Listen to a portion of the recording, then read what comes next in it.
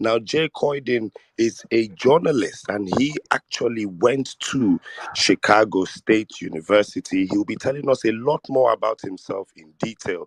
But this space was set up to bust all the myths surrounding Bola Ahmed Tinubu. His attendance at the CS is illegal. He should be disqualified. It is against the laws of the land to have done this clean, clear case of certificate forgery. So, Mr. J. Coyden, welcome. I also have Gloria Eyo. Ni Maduka. She's also in the media. She's very, very well versed on this issue. She's going to be my co-host right here as well. Good evening, Gloria. I'll give you a few minutes to make your intro. Thank you, N6. Hello, everybody, and welcome, welcome, welcome. As you know, we have Jay Coyden, as N6 has rightly stated, and we're very excited. We have a lot of myths and such that we're trying to demystify tonight. And please make use of the comment section. We will really like to hear your thoughts. If you have questions, contributions, whatever it is, please indicate in the comment section. And as N6 has said, retweet this space, spread the word, DM it to somebody, tell somebody to tell somebody that we are live with Jay Coyden, a former, or should I say a Chicago State University alumni. What's the alumnus? A Chicago State University alumnus and an investigative journalist. So yeah, we're definitely ready to rock and roll. All right, then. Thank you very much. Hello, Mr. J. Could you say hello? Let's do a quick microphone check and be sure you're coming off clean and clear. Hello, sir. Hello, I can hear you quite well. Can you hear me well? Okay, so to come off very clear for everyone, I would need you to speak directly into your microphone. I think you're still attached to a headpiece. For Twitter Spaces, it's always much clearer when you speak directly to your headset. So let's try that again. All right. Can you hear me? Testing 1 2. Testing 1 2. Is that better? Testing 1 2. Slight improvement. Say hello again. Okay, hello again. Oh, hello fantastic. Again. You're coming off proper, nice and clear now. So please, sir, just with all due respect for what you do for a living, I didn't want to go into details. So just introduce yourself to all our listeners, and then let's get into the nitty-gritty of the show. You have 5 minutes. Yeah, no problem. So I won't even take that long because I really want to get into the conversations here. I basically have been a journalist in the city of Chicago for just a little over 25 years. I attended Chicago State University, 2 different stints at Chicago State University. I have an associate arts degree from Richard J. Daley College, which is the junior college that President Bola attended, and then he went on to Chicago State. So we basically followed I basically followed that path. I went to Chicago State starting in 1988, did a year there. Then I took some time away from school, re-enrolled at the City Colleges of Chicago, which is how I got my associate's degree at Daley. Then I went into Chicago State after that. I was not going in to be a journalist. I was actually going in to be a school teacher at Chicago State. And then my junior year, a lot of my professors said, hey, you're a really good writer. You should try writing for the school newspaper. And I wrote my first article, fell in love with it, got hooked. Teaching went out the window. And I've been a practicing journalist pretty much ever since. I left Chicago State early. I did have enough credit hours. I actually have more than enough credit hours, but they were not in my major, which was African Studies. And I had opportunity to start working right away at community newspapers in Chicago, and I took it. And I have not looked back since. So I have been covering Chicago State in particular since I was a student journalist there, and continued it throughout my professional year. I probably have written at least, I'd say, 100 articles about Chicago State in various capacities throughout my career. So I am very versed with the school. I grew up not less than 2 miles from the school. So the school has always been a part of my childhood as well. So it's not the same school it was that I went to as a kid for different community events. To see it in the state it is in now is extremely sad and difficult. So on a personal level, it's difficult for me to talk about some of this stuff, but it is also very necessary to be talked about. So I am really looking forward to the conversation and, trying to help you out and answer any questions that I can answer and add some stuff that maybe you didn't even know that maybe I'll throw at you. So I'm ready to rock and roll. Mm. All right then. Okay, Gloria, you take it. Yeah, thank you so much for that wonderful, wonderful introduction. It was very necessary that we had an idea, like N6 said, of who Jay Coyden really is. Um, I appreciate you. And you mentioned something about your graduation year, 1988, Yeah, my correct? graduation year from high school was 1988. Oh, Right. sorry, 1988. When did you graduate from So I did CSU? not graduate from CSU. I graduated from Daly, which was the junior college. I graduated from there in 96. Okay. And then I was at Okay. CSU 97, 98, 99. I did not officially graduate because I left school early. Got it. So on September 22, 2023, you stated definitively in your publication that Tinubu's certificate is fake. What made you conclude that? I could look at it. I've seen enough Chicago State diplomas. Okay. I have at least 4 family members that graduated from Chicago State. Many of my friends who I was there with, they graduated. I see their certificates almost every day if I go to their house. Certain schools just have a certain look to the diploma, and certain things just immediately will stand out at you. And I mean, the dead giveaway was obviously the 1979 year.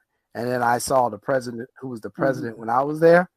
And that immediately just made me laugh because I was like, I know Elnora Daniel did not sign something in 1979. So, I mean, it just immediately stood out. It was quite obvious when I really looked at it. It didn't take that long. And then I looked over it more and more and more. And like I say, I cover Chicago State a lot. So I was like, oh, wow, this could be, a very interesting story. Let me just write something like this up. I did not know it was going to be as big as it was.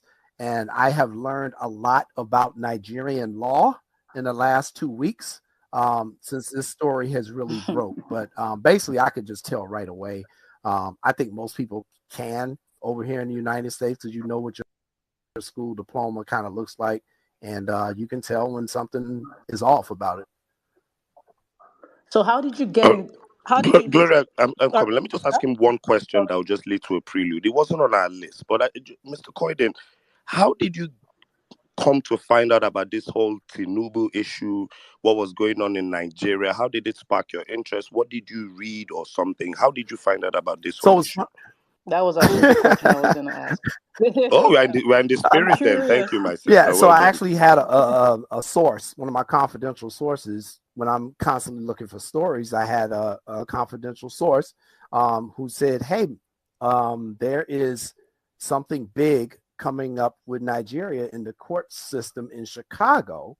And I was like, well, give me a little bit more detail. And they said, well, the president is trying to release records. So my source speaks English is not their first language. So a lot of it was kind of lost in transition, what they were telling me. So I thought they were telling me the president was releasing like music records. Like he was a musician, like right, records. So I was like, the president of Nigeria is releasing records? Well, that's kind of a unique story. I don't know why he's going to court about it. And then once I was like, oh, I started looking to confirm what my source told me, and I looked up the federal court because I thought it was like a music infringement case or something like that. And I was like, oh, wait a minute. This is about academic records in Chicago State, not music records. And that's how I learned about it. You probably thought he stole a Chief Keef sample or something. Right. Right. Something for Kanye or something. I didn't know what was going on. And, that's when I actually physically pulled up the case. I was like, oh, it's an academic case. Oh, it's about a diploma and a fake diploma. And then I was like, oh, okay, I'm all in on this one. So that's how I found out about it. Interesting. And I'm just going to ask one question before I give N6 the microphone again. So in your write-up, you mentioned Dr. Neva Lubin as the president of the board of trustees on the Right. fake diploma. Who was the president of CSU, or Chicago State University, in 1979? The president was Mr. Alexander. That's what I have written in the Mr. Alexander. He was the first African American president of the university at that time.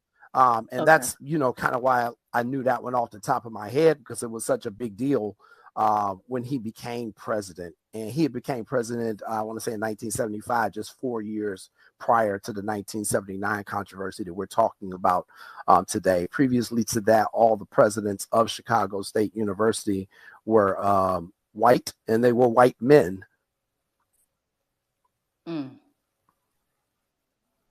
Okay. N6, over to you. All right, then.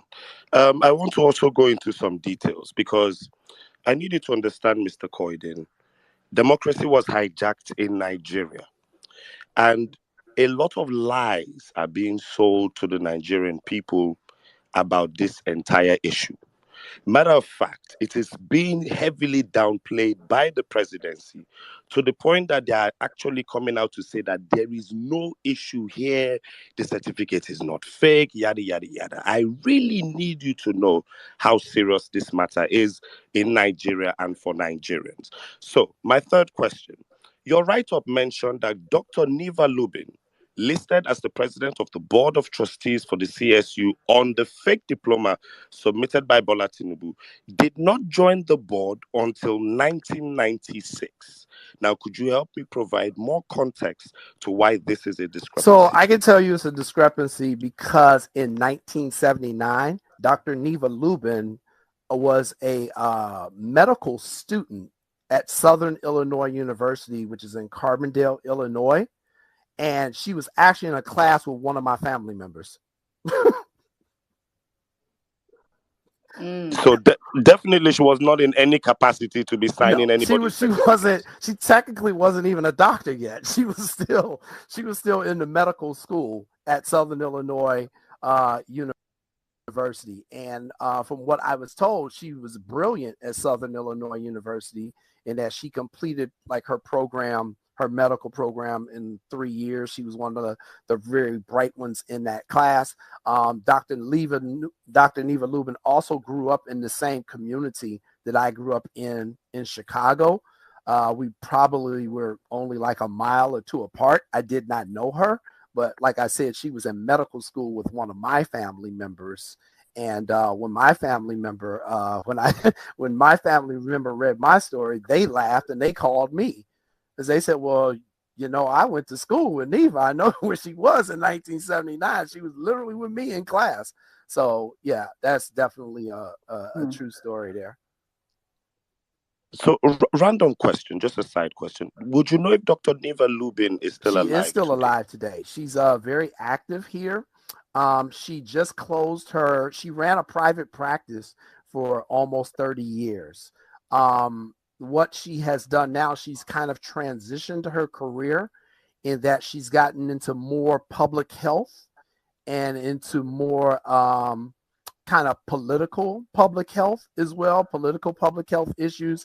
She has recently served in the state of Illinois on our public health department. She had a role in helping to try to keep us safe during COVID. She was kind of part of that crew, but right now she does kind of like a lot of political lobbying. I know at one point she's basically still alive. Oh yeah, she's definitely alive. She's running for Congress. Could you do me a favor? So, yeah. Could you do me a favor, Sure. Mr. Koiden? Could you help me trace this lady or reach out to her? Please make her understand that on the certificates of the president of Nigeria, who claims to have graduated in 1979. Her name is signed on that certificate.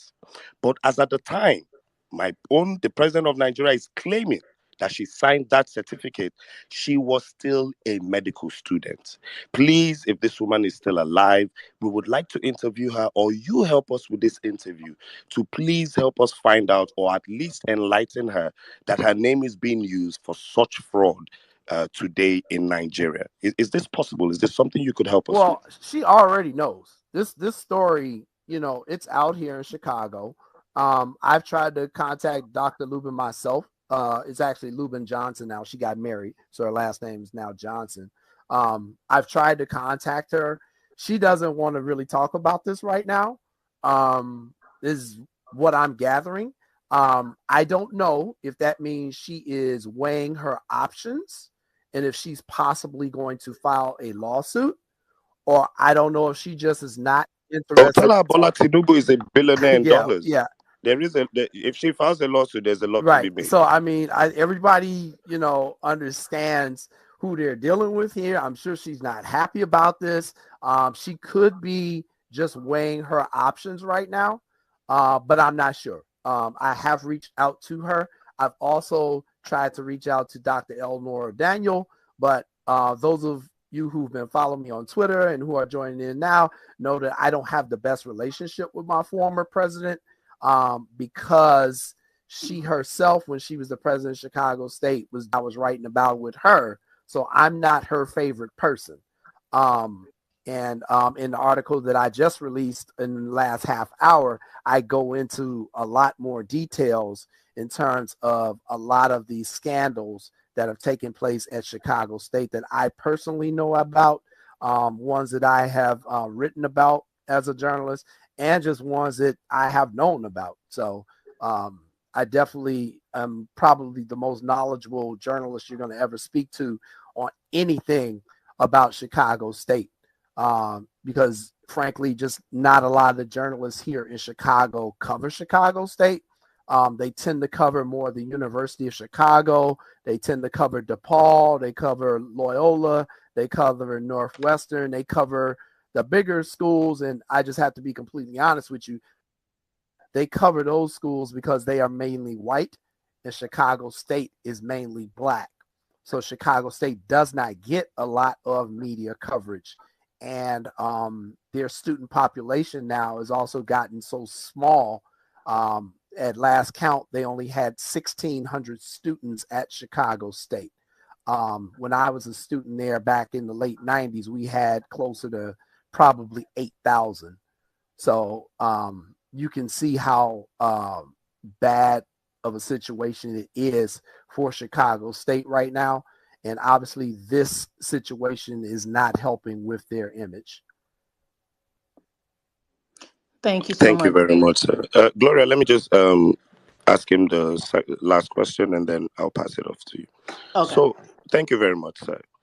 What you have helped us establish now is that one of the easiest proofs that Bola Tinubu's certificate is fake is that the Lubin lady who signed his certificate as at 1979 could not have signed it because she was even a medical student and way much younger and not in that position. So that has been established.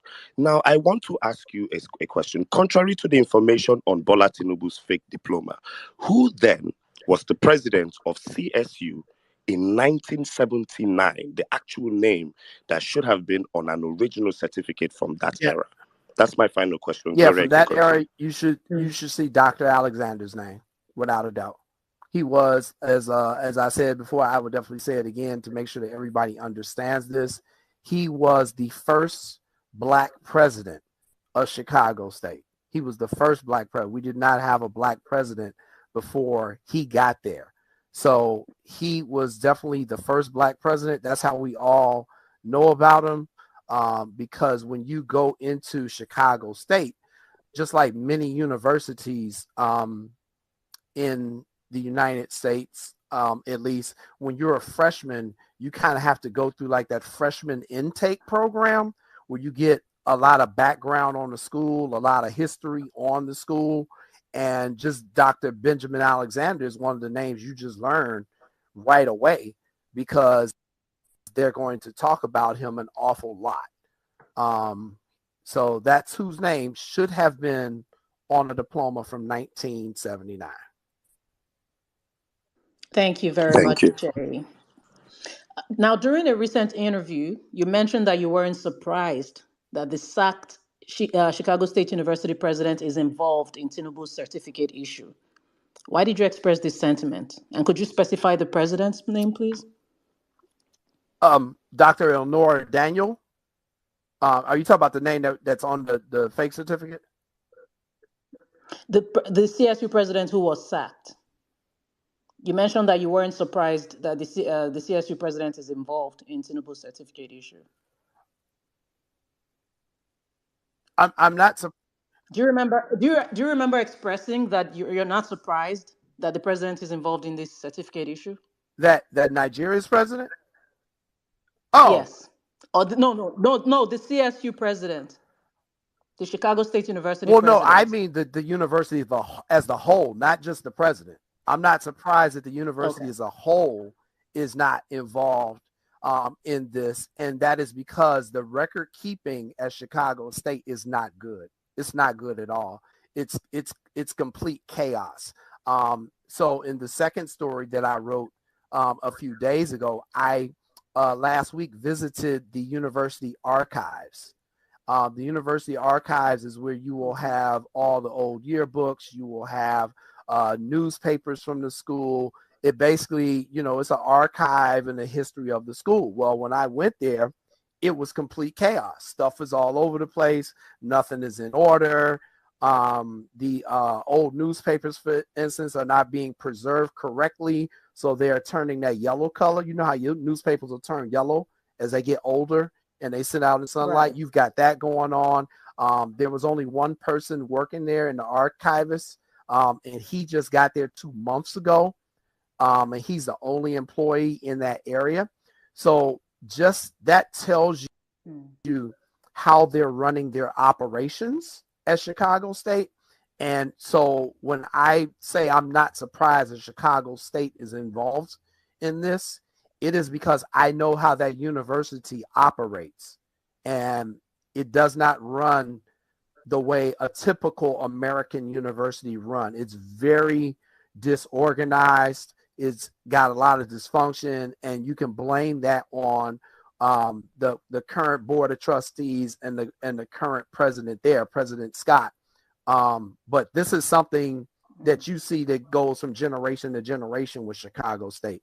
It's never really stable. Things are always done in the most difficult, arduous way. And so it does not surprise me that they would be somehow caught up, mixed up, involved in this thing, because there's been so much scandal there in the past. And I documented and posted that story today on just the number of scandals that I personally know about or that I've personally written about. And for example, they just had one of their professors who was also an interim dean. She just got released from prison a few months ago because she had stolen some money that was meant for the pharmacy program to help get more Black American and Latino American students into the pharmaceutical programs. They found out that she was stealing the money, close to $650,000 exactly. She was arrested by the FBI. She was charged. She was found guilty, and she was convicted. And she just spent 13 months in prison. So that when I say I'm not surprised, I'm talking about the school as a whole, because there is so much corruption that has taken place there. There's so much theft that has taken place, just complete chaos and dysfunction. So none of that surprises me. And I'm not just saying that from a personal level. I'm saying it because it's been documented. So thank you for that insight. Are there other scandals and academic irregularities that CSU has been known for? Oh, absolutely. Absolutely. And that's one of the things that I wrote about today in my most recent article that people can read on jcoydenreports.com. The one I just dropped a little while ago. The title of it is My Documented Dysfunction of Chicago State. I can tell you about 10 years ago, they had an academic scandal where there were some students, I'm not sure how many, but there was a significant amount of students who had a grade point average below 1.8. So according to Chicago State's own policies, they cannot just register those students into class the next semester. They're usually put on either academic probation or suspension. There's some things that they're required to do before they can register again. Some of the students had a grade point average almost of a 0, which means that they were getting all Fs, yet they were able to re-register in classes. So this was found out by another news media organization, and the president at that time was a gentleman by the name of Wayne Watson. And they went to him and said, hey, you know, how is this happening? How are these students getting in the classes when they're not even qualified to be here anymore? And so then they rectified the problem. My suspicion, though, is that because that was when the student population started to drop at Chicago State, that they were just trying to keep as many people in the school as they could, because they don't have a lot of money as it is. And they wanted to keep, you know, their student population numbers up so that they can continue to get money from the federal government, so that they can continue to get tuition money, even though many of the students there are on financial aid. But, you know, if you don't have the students, you're not bringing in the money. And if you're not bringing in the money, then how can you pay your employees? You know, how can you pay the bills? How do you keep the lights on? How do you keep the heat on? This is Chicago. In the wintertime, you have to have heat. There's always like something going on, but I definitely, you know about the academic scandal as well. So. Got it. Okay. Now, some may argue that transcripts are more recognized in America than diploma certificates. Do you agree with this? Absolutely. Transcripts are what are recognized. So I think one of the things that people are not need to understand about American culture, your diploma is a certificate. It doesn't mean anything. If your employer is looking to hire you and they need proof that you graduated from an institution, they're going to request your transcripts, the actual transcripts from the school that you claim you attended, got a certificate from, graduated from, whatever. The transcripts are what do it. And here's the reason why. Because in the United States, it is completely legal to purchase a fake diploma. I'm going to say that again. It is legal in the United States for you to manufacture, for you to purchase, for you to have and put up on your wall. It is nothing illegal about that. It is not a crime. Now, if you do it and you get a job and your job finds out that you're really not qualified, they're probably going to fire you. They're going to terminate your employment, but it's not something they can throw you in jail for because it is not illegal. And so one of the things that I'm hoping for is that as this situation with the president of Nigeria has now come out, that our politicians, our Congress people will take a look and say, you know what, maybe we shouldn't allow some of these businesses to operate if people are going to use these false documents in other countries. We could be causing greater harm around the world. Now, that's me being very optimistic on our politicians, but you can definitely see by allowing these type of businesses to operate, what type of chaos it can cause in other countries. Let me, Mr. Croydon, let me even help you with a Sure. bit more context. So just in case you want to speak to your Congress people about this issue. The Nigerian Constitution of the Federal Republic of Nigeria, Chapter 6, the requirements to be president of Nigeria, there are about 7 of them. But the last one says he cannot be president. Matter of fact, he can't even run for president if he has presented a forged certificate to the Independent National Electoral Commission. Such a person should be disqualified immediately. So you see, what you're saying, you take a fake certificate, you might get a job. It's not an arrestable offense. The job should sack you. Same thing. You took a fake certificate, you got a job as the president of a country. The entire country, the entire legal system of Chicago CSU is proven that the certificate is fake. The job should what? Disqualify and fire you, which is what you just said. So I need you to understand that when you're telling this to them, you need to point this out in context, that somebody went as far as running for the president of a country in Black Africa and rigged his way in.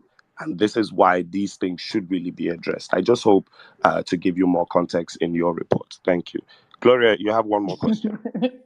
Okay, so I was actually going to ask you, you've clarified that it is legal to order a fake quote unquote certificate as long as the job knows you're qualified. So you get fired if they see you weren't qualified in the first place and you just presented a fake diploma or a fake certificate. Now, I know firsthand that getting a certificate from a school one graduated from should not be that complicated. And I'm trying to give the benefit of the doubt here because we're talking about 1979 as the graduation date. So that's relatively old. However, CSU was established, I think, in 1867 or Correct? Yep. thereabouts.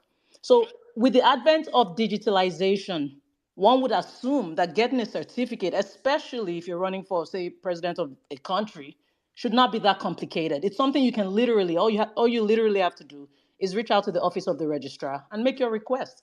So what is the process and why is it such a big deal to just simply get an original certificate to prove that this person attended Chicago State University? Why do we have to deal with a fake certificate, as it were? Yes. So here is the process to getting a diploma or a certificate from Chicago State if you have graduated from there. It's very simple.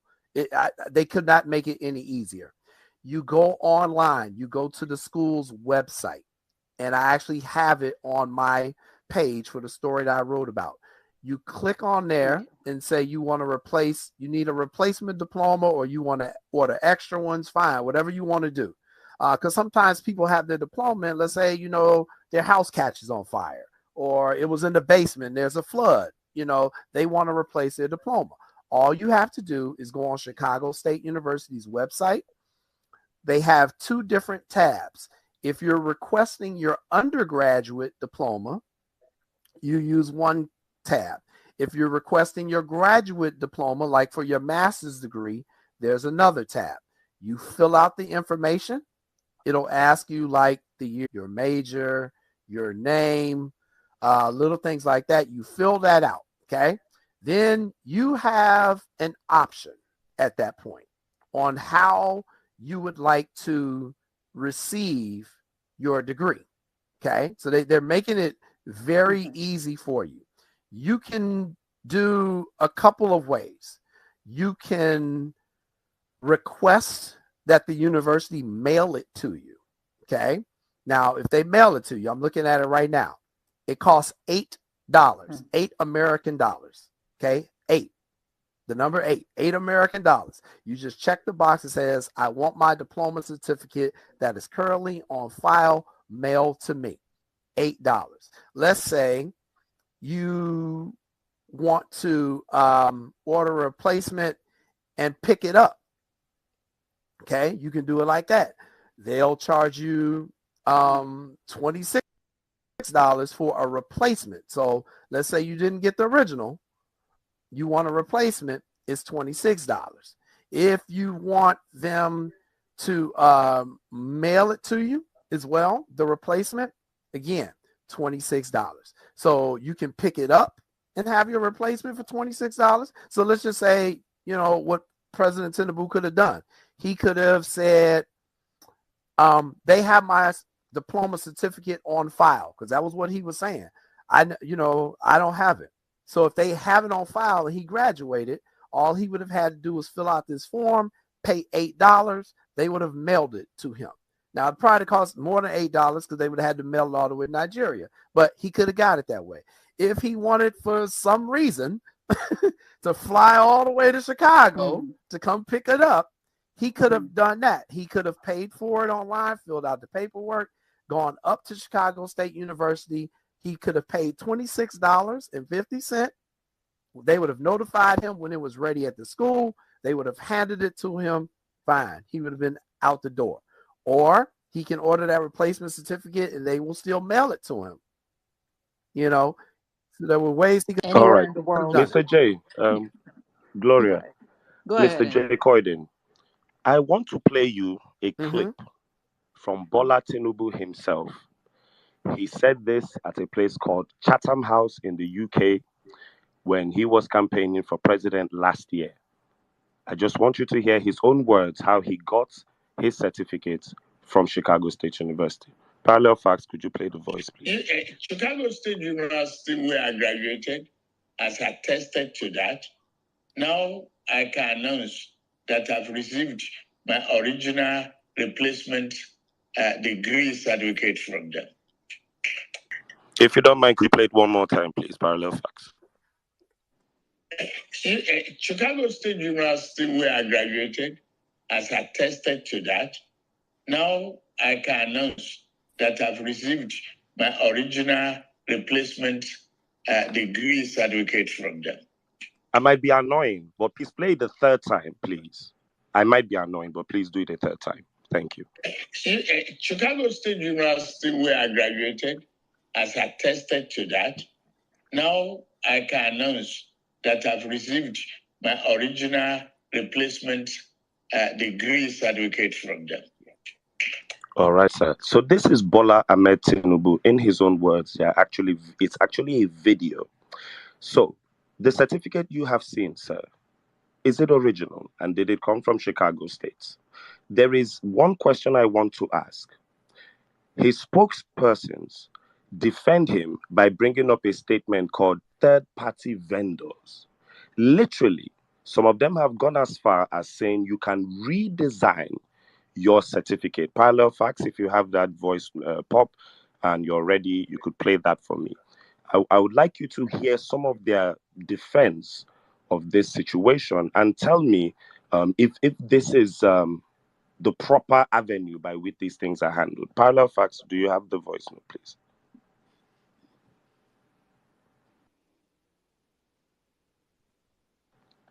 Okay. So I just want to ask you, sir, is that certificate original from Chicago State? So when I listened to what the president said, he contradicted himself. Okay. If you listen to what he says, I have my original replacement. There's no way you can have an original replacement. Those are two completely different things. You either have your original certificate or you have your replacement certificate. You don't have an original replacement. Parallel Facts, can you play that note one more time just in case Mr. Coyden is wrong and Tinubu said something different? Please, if you don't mind.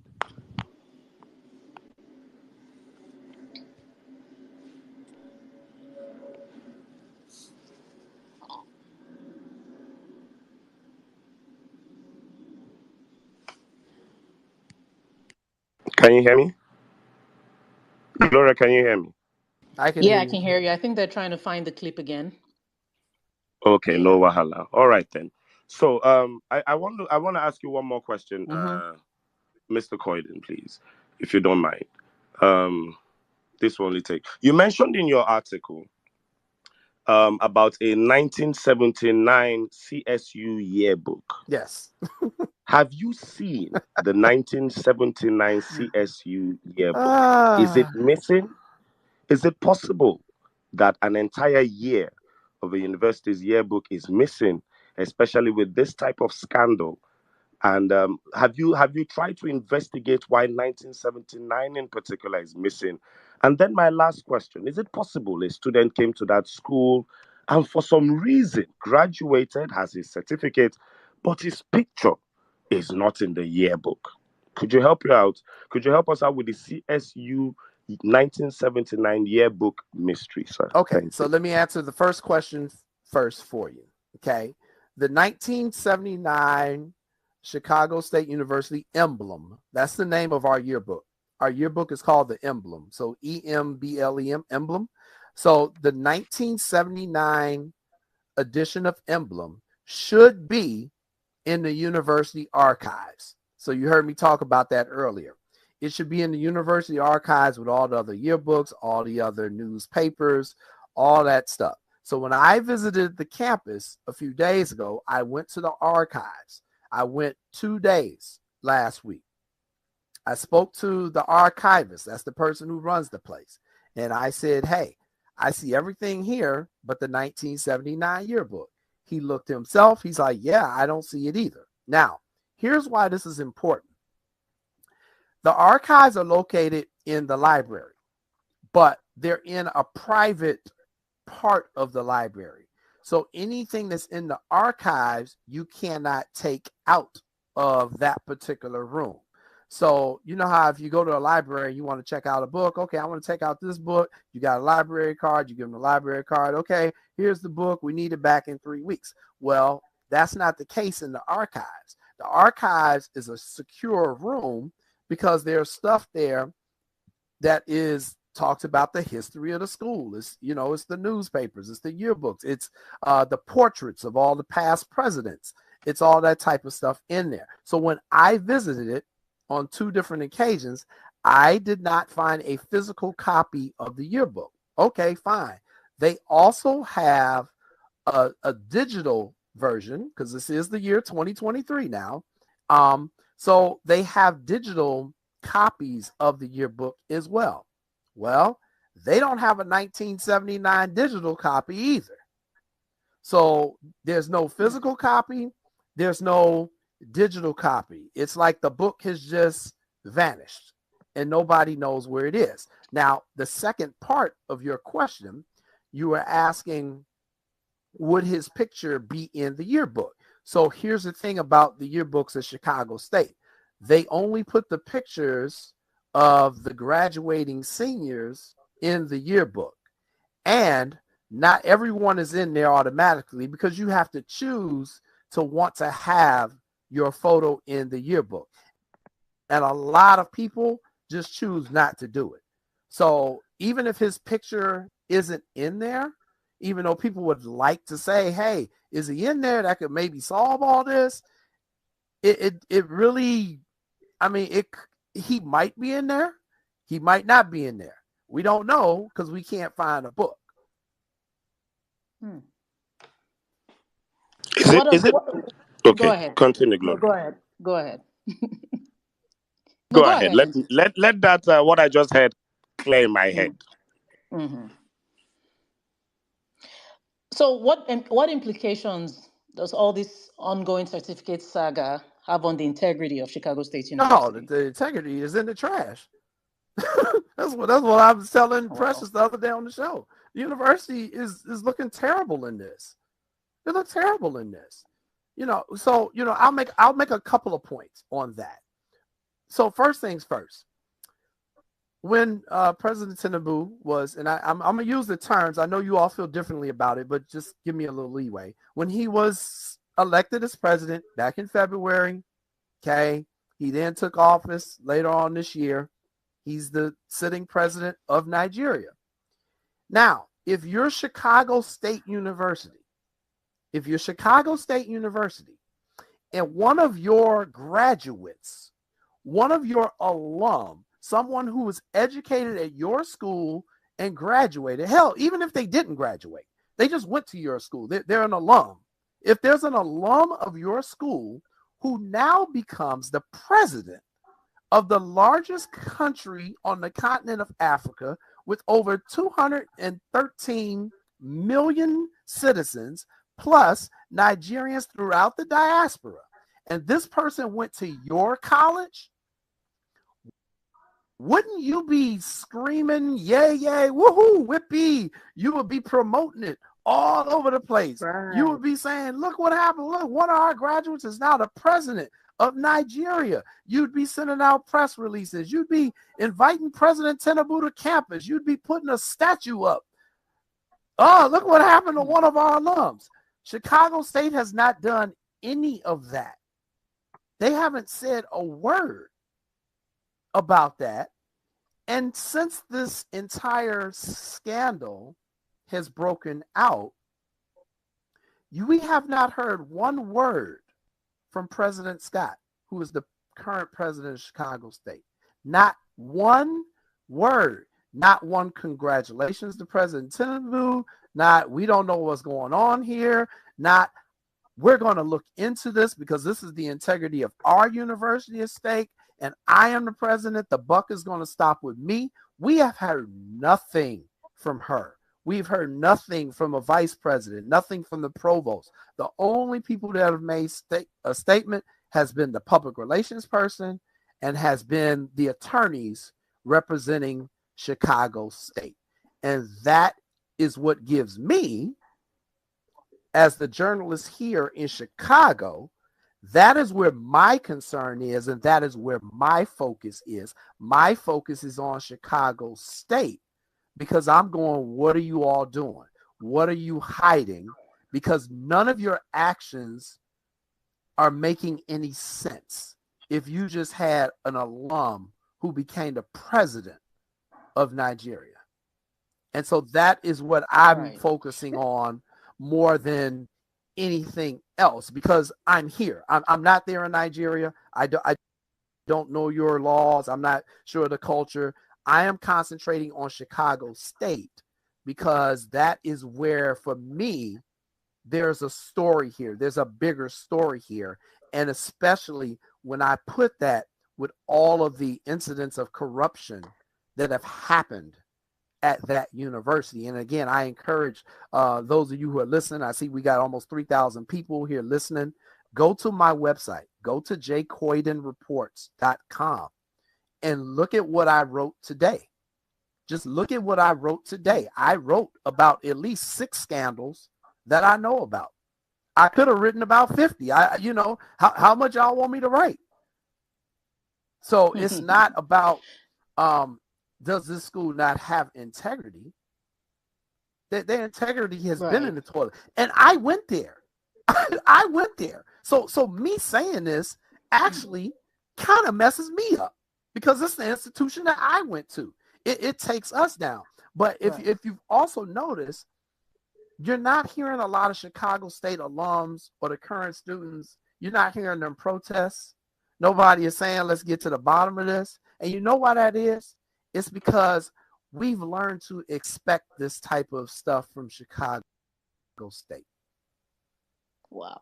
And that is really sad.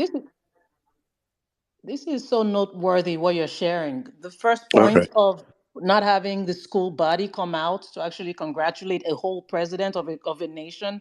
And you're talking about students not protesting and things like that. We would also expect that, people who did graduate with Tinubu or at some point were in school when he was at school. I mean, if I had somebody I was classmates with become president of a country, I'm going to be screaming about it.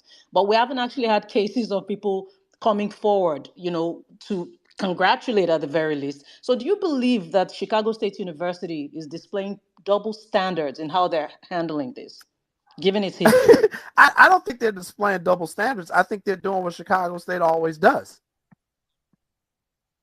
I think this is par for the course, to use a golf term. This is their normal operation. They were doing this stuff when I was there.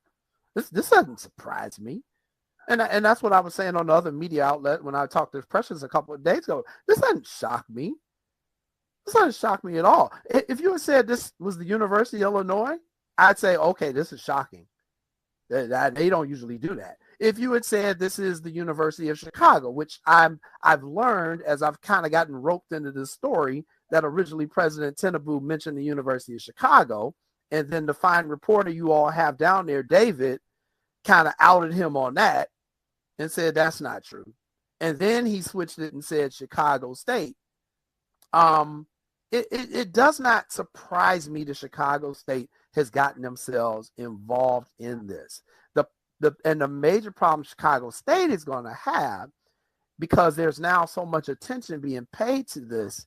If they get an investigation done on that university, if they get and I want to break it down so that the people in Nigeria there understand who can investigate Chicago State. Okay.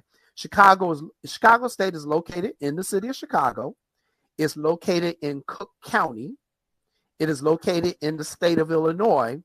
It is located in the United States. So that means, just in theory, the Chicago Police Department, they wanted to do an investigation, they could do it. The Cook County Sheriff's Department, if they wanted to do an investigation, they could do it. The Illinois State Police, if they wanted to do an investigation, they could do it. The university has its own police force with its own detectives. If they wanted to do an internal criminal investigation, they could launch one. In terms of the federal government, well, if we're talking about possibility of some falsified documents or some records that don't look right, they could actually bring in the Secret Service. Okay, United States Secret Service, who most people, you just think, oh, that's the person. They're the people that protect the president. They run out with the limo. Well, actually, a big part of what they do, because they're the Department of the Treasury, is they do forgeries. They do documents because people use counterfeit American money all around the world. So the United States Secret Service is responsible for that. So if you're talking documents, they could probably bring in the Secret Service. They could bring in the FBI if they wanted to. They could bring in the Illinois Attorney General. He could do his own investigation. He's separate from the police department. He's the prosecutor. They could bring in the Cook County State's Attorney. She has her own investigative unit. You could bring in, not necessarily law enforcement, but you could bring in the Department of Education, the U.S. Department of Education, because we're talking about a public university that gets federal dollars. They could come in and say, hey, we need to do an investigation on this. So, I mean, you could literally have 10 different agencies who could investigate Chicago State if they wanted to. And you could also have multiple investigations going on at one time. You could have all 12 of them show up one day and do it. Those are just the possibilities. So I just want, the people in Nigeria to understand there are many different ways that this could go. And I just think the more that there are questions out there and the longer this goes on, that eventually one of them law enforcement agencies are going to say, you know what, let's go take a look at this. Thank you, Jay. Go on. All right. Jay, I want to play you something. In Nigeria, I need you to understand that Tinubu has not given any statements on live television or radio to defend any of these allegations. What you have are media lackeys all over the place, twisting and turning something that is clean and clear to the eyes and to the ears. So I want to play you one of them, and this is his opinion on redesigning your certificates. And you tell me what you think. Parallel facts, please. One thing Nigerians need to know is that in that certificate, because it's ceremonial, you even have the right to redesign it to your own taste. That is the truth. What is important is the transcripts. Redesign it to your own taste. Absolutely. You can Google it. It's out there. They advertise it out there in the US. If you have lost your certificate, we can get it back for you. Please, could you play one more time, please? One thing Nigerians need to know is that in that certificate, because it's ceremonial, you even have the right to redesign it to your own taste. That is the truth. What is important is the transcripts. Redesign it to your own taste. Absolutely. You can Google it. It's out there.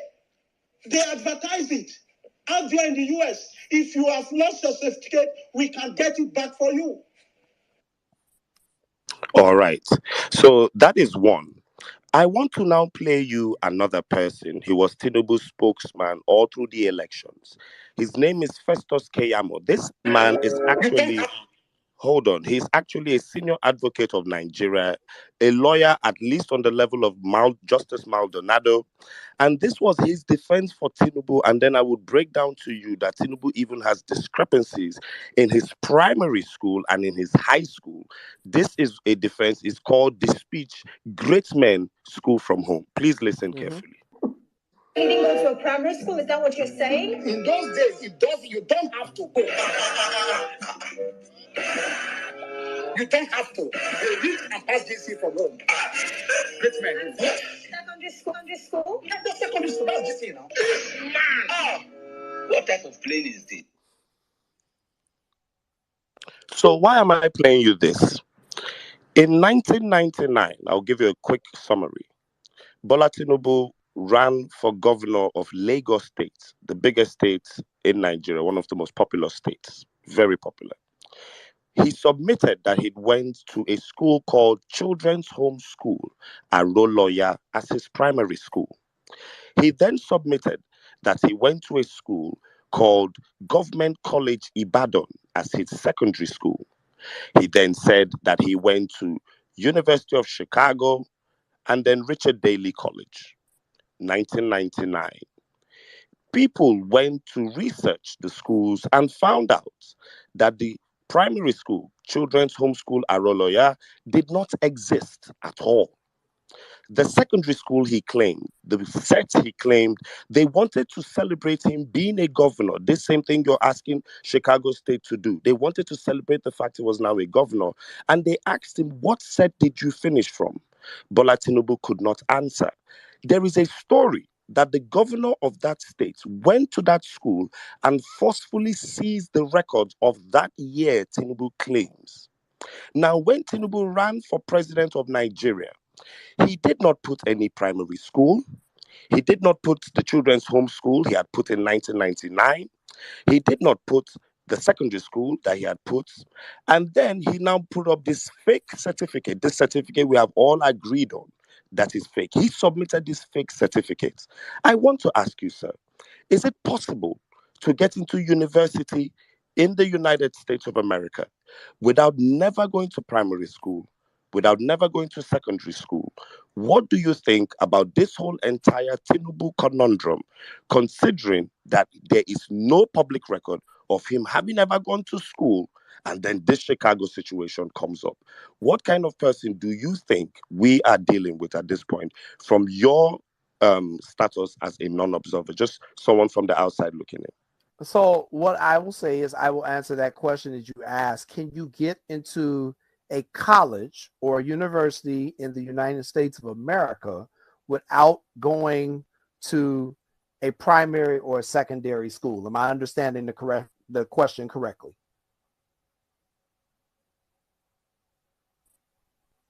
Yes, sir. Yes, sir. That's the first question. Okay.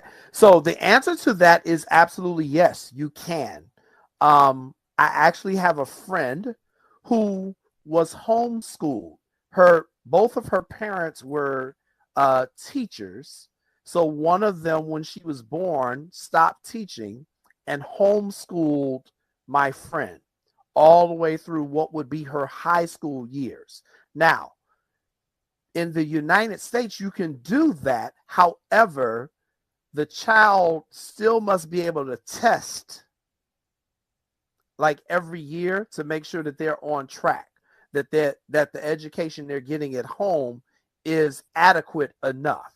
And then you can still get into a university as long as you meet that university's requirements, which is usually you would take one of our national standard tests here in the United States, more than likely the SAT. They usually require that score, but that's kind of changing a little bit. You may have to take an entrance exam. They may want to see some of your other activities in addition to your formal education. Well, were you in the Boy Scouts? Were you, did you play any sports? Were you on a dance team or anything like that? So you can submit your application. And if you fit that particular university's requirements, you can absolutely be admitted to a university. But now that is for American students. I don't know about the situation for people who are maybe not American citizens or people who are here on work visas, I'm not sure. I do not know the answer to that question. But I know if you're an American citizen, Is it possible someone who schooled in Nigeria, primary, secondary school, or someone who did not school at all from Nigeria can get into the US with these same rights? Can't tell you. Don't know. Don't know the answer to that one. Okay. What of the one about redesigning the certificate to your taste that we played earlier? Yeah. I once you get your certificate, you can do whatever you want with it. You can do whatever you want with it because it is based off the transcripts. Yeah, I mean, you can do whatever you want. I mean, you can get a legit, if you get a legit diploma here, you can take it, you can walk outside with it, write on it, tear it up, do whatever you want with it. It doesn't mean anything here because, as I said before, they're going to go by your official transcripts here in the United States. They're not going to go by your diploma. And also, as I said earlier, here in the United States, you can legally purchase a fake diploma. You can legally order a fake diploma. You can legally make your own, put it up on a wall. The only thing you can't do is, say you did something is a requirement for a job and you present them with a diploma. Can you submit that diploma and run for president? For president, I'm not sure. I'm not sure on that one. I'm not sure what our laws are on that one. All right, Gloria. Thank you very much. So I'm curious, what does accountability look like? Which body oversees U.S. universities? In Nigeria, for instance, the National Universities Commission regulates universities. So which body oversees U.S. Universities here in the U.S., and what has been their role over the years? Yeah, that's an excellent question. So let's break that down. So who oversees Chicago State University? Okay, because that's really what we're talking about here. Who oversees Chicago State University? It is a state university. So it is overseen by the state of Illinois and is represented by a board of governors. We have about 13 state universities here in Illinois. Chicago State is just one of them. They're overseen by a board of governors. There are representatives from all throughout the state of Illinois. Other accountability would be the Board of Trustees of Chicago State University. They have a lot of responsibility.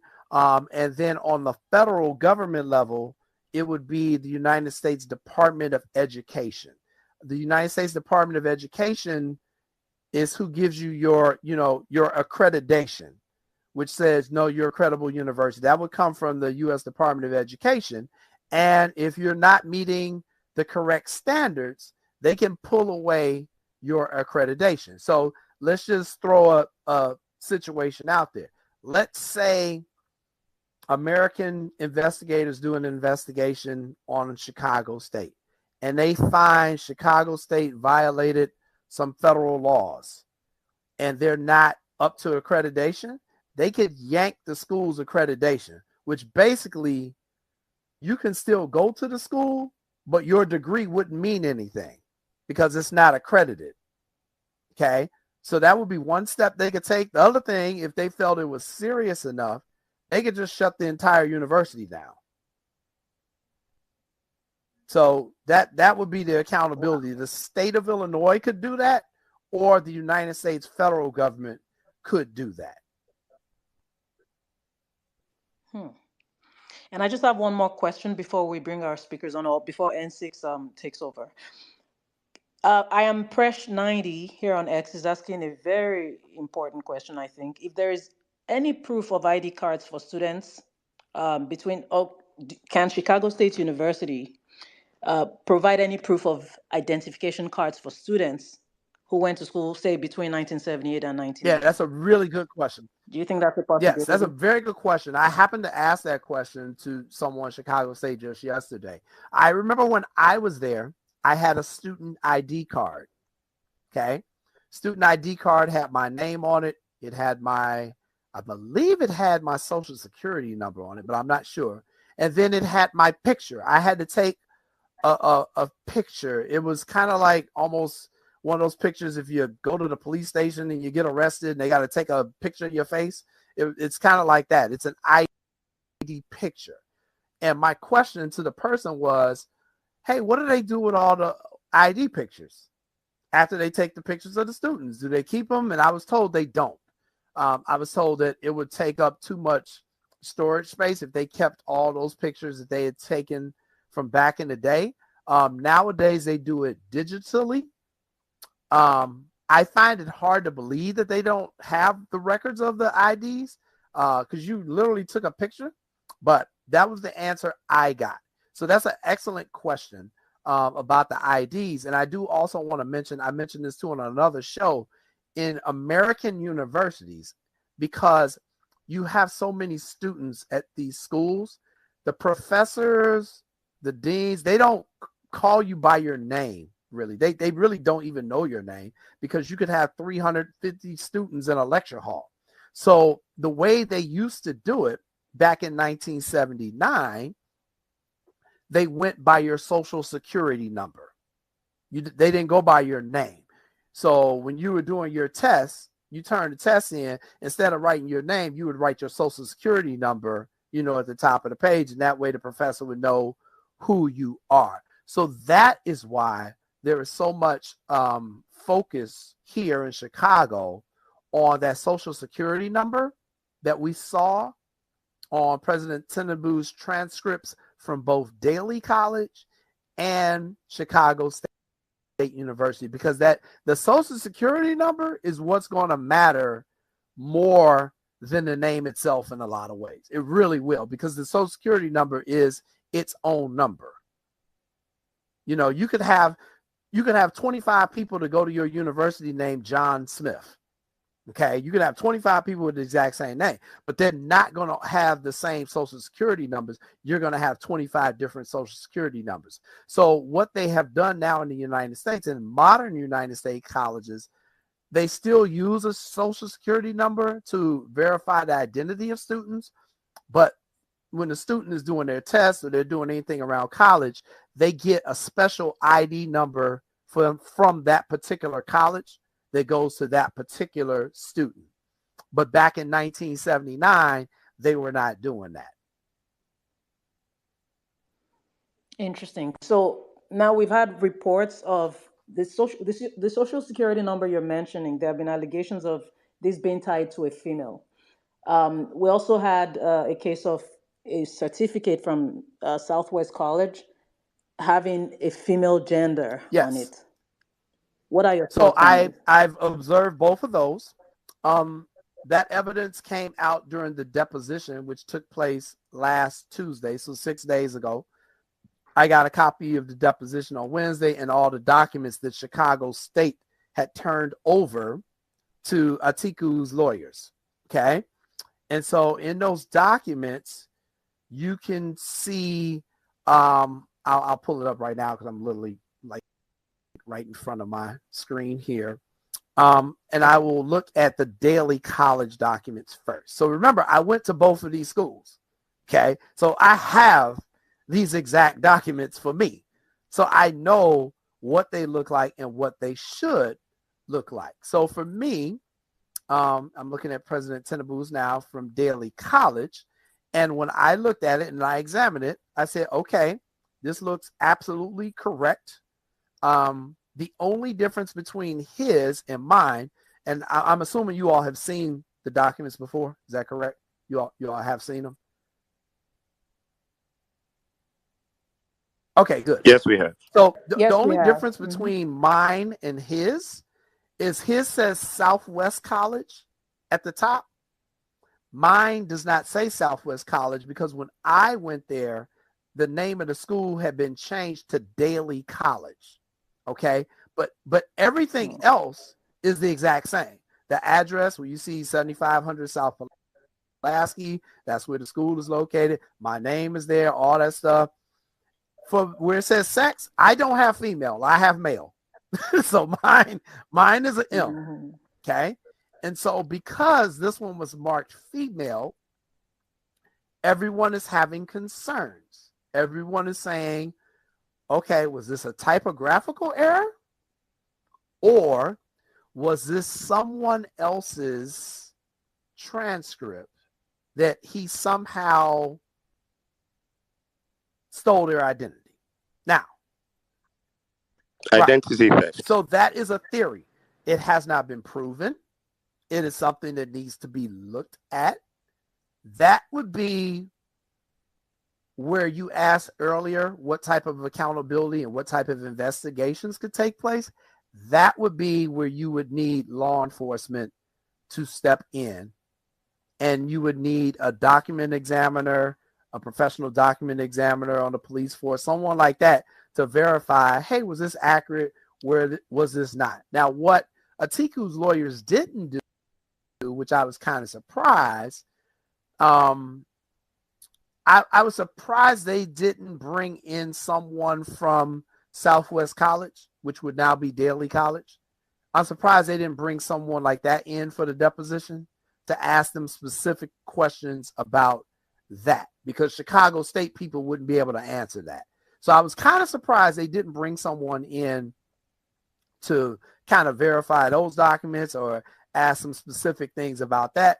But, you know, who knows? Maybe that's something they're planning on doing in the future. But when I looked at the document, it looks just like mine, pretty much for the most part. You know, obviously 20 years difference, or 17 years different. No, 20 actually, because he was there in 76. So 20 years different, but the gist of it is the same. But like I say, I do not have female mark next to mine. All right. I want to ask you a series of rapid fire questions, and all I will need for you is just to answer a simple yes or no, and then we'll open up the floor to our listeners. Okay? Yeah, that's fine. Is this okay with you, sir? All right. So simple replies, yes or no. You have seen Tinubu's certificate he submitted to the Nigerian Electoral Commission. Did Tinubu submit a fake certificate to INEC? Yes or no? The one I saw for INEC, is that what I'm sorry, it kind of went out for me a little bit. Yes, sir. Yeah, the one you saw for INEC. Yes, yeah, sir. that's not a Chicago State certificate. That's no. So that's that is a fake certificate. Okay. It's the 1979 yearbook of Chicago State University suspiciously missing. Yes. Yes or no? Niva Lubin, who we can see is a signatory on Tinubu's certificates, could not have signed Tinubu's certificates because as at 1979, when he claimed to have graduated, she was a young medical student and nowhere near the position of head of board of trustees. Is this a yes or no? Yes. Thank you very much, sir. At this point, we'll be opening up the floor to our speakers. Jimmy is here, our big mommy in the movement. Mommy Bolanle is here. Well-meaning Umar Sani, the cat, is here. Everybody, thank you very much. I would love for you guys to have your questions ready. Please, no formalities. Just a quick good evening to Mr. Coyden, and then you go ahead. Jimmy, Mommy Bolanle is our big mom in this movement, so I will be giving her the first shot, and then you come up. Mommy B, please go ahead. Yeah, good evening all. Sorry, I'm on a long journey home. Mr. Coyden, thank you for joining us today. I've listened to you intently. And I have one question, because a lot of the other questions have been asked. When did Southwest College become the name that is now? Do you know what year that was? So your question is, when did they change the name to... When they changed the name. Is that what her question is? From, yes. Yes, that's the question. It would have been in the 80s. I do not have the exact date, but I can get that for you. That's not 19. Let's see. Looks like 1976. The week after. So it's named after. It's named after the former mayor of the city of Chicago, Richard J. Daley. So he died December 20th, 1976.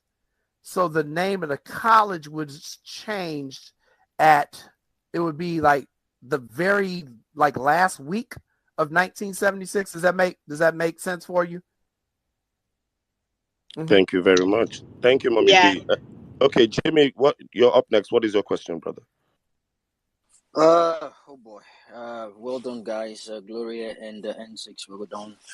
I have a couple of questions, but I'm just gonna round it up to two. The first one is transcript. I have a question regarding this transcript. Now, is English a compulsory subject to pass regardless your major? So, good question. That was one of the questions I had when I looked at his transcript. Are you talking about the transcripts from Chicago State or the ones from Southwest? So I can answer your question. Both okay. Actually. So both, you actually. probably noticed the same thing that I did. And I thought it was very weird that he did not take English 127, I want to say, until like his senior year in college at Chicago State. That is usually considered a prerequisite course where they won't let you take some of the higher numbers courses that you usually have to take English 127 and 128 because they're composition English classes. Usually they make you take those early in your college career, but I have seen people where they haven't had to do it. It depends on what that university requires of that student at that time, and I honestly don't know what they were requiring back in 1979. And the other thing I need you to understand is that when these transcripts come out that we're looking at, this is when Chicago State was on what they called a trimester system, not a semester system. So now most universities in the United States are on a semester system where you'll do 20 weeks of classes. That's the first semester. Then you do a winter break, and then you come back in January, whatever you do in the last 20 minutes. That's the second semester. Back then, Chicago State was on a trimester. So you will see where it'll say like a fall, a winter, and then it says spring. And then if a person decides to go to summer school, you'll see a summer. So there was a little bit of difference back then, which is why I can't say taking English 128 your senior year is necessarily wrong. Okay, brilliant. And the last one, you said something about not everybody necessarily has to have their pictures in their in the yearbook, the emblem as you called it. Right. Does that include the name? Because there are some situations whereby your pictures, everyone's pictures doesn't have to be there, but does everyone's name has to be in the emblem? Does every graduating student's name has to be in the yearbook? No, it does not. Not not all the names, correct. Okay, so I asked you to, I reached out to you on your TL before right. I engaged you in your DM, and you asked me my I just want, I'm just curious, why did you do that? Why did you do that? And I just want people to understand the kind of people we're dealing with. Could you please help me out with the United States, we have obviously the First Amendment, which is the freedom of speech, but the Second Amendment is the right to carry and bear arms.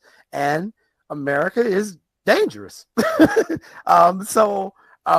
Carrying a weapon for your own self-protection, a lot of people choose to do it. So when I saw your particular profile, I figured I would ask you that.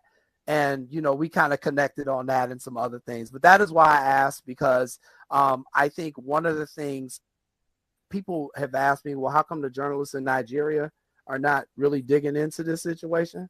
Well, I mean, they don't want to get killed. They ain't trying to get killed.